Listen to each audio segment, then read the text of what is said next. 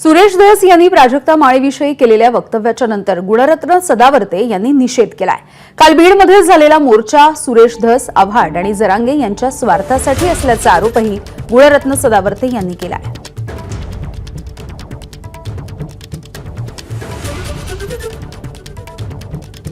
आमदार सुरेश धस यांनी बीडच्या प्रकरणावरून जे आहे ते प्राजक्ता माळी यांचं नाव घेतल्यानंतर आपण पाहतोय की वेगळं वळण लागलेलं आहे आणि आरोप प्रत्यारोप सुरू झालेले आहेत। आपल्या सोबत गुणरत्न सदावर्ते आहेत।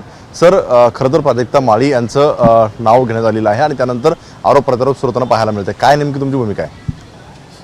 सगळ्यात अगोदर तर आमदार म्हणून शपथ घेतलेले संविधानाची सुरेश धस यांचा जाहीर निषेध कष्टकऱ्यांच्या वतीनं, श्रमवीरांच्या वतीनं, जनसंघाच्या वतीनं त्याचं कारण फार सुस्पष्ट आहे। या महाराष्ट्रामध्ये सांस्कृतिक धरोहर आहे। मग रश्मिका मंदाना असेल, प्राजक्ता माळीजी असतील किंवा काय नाव त्यांचं आपल्या त्या सपना चौधरीजी असतील, या तिन्ही मान्यवर कलाकार आहेत।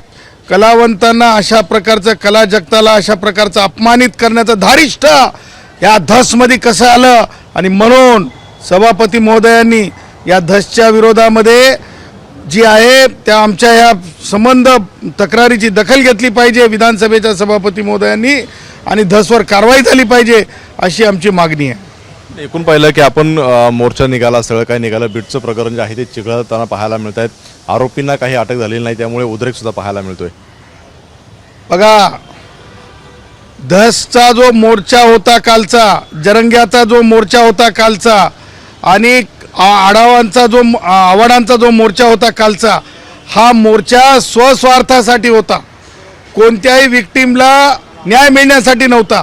तो मोर्चा वाटत नव्हता, तो मोर्चापेक्षा शिमगा वाटत होता।